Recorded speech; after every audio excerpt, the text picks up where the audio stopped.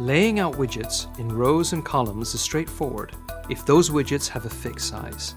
But what if you want a size that's relative to their parent? And what if you want to adjust those widgets when their parent's size changes? This is trivial to do using the Flexible widget.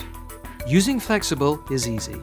Wrap each child in the row or column in a flexible and give it a flex value. The sum of all the flex values determines how much space each flexible will use. So here, the first child takes up a third of the column, the second takes up a half, and the final takes up 1/6. You can also tell Flexible how strict its sizing should be by specifying a fit, which can be either loose or tight.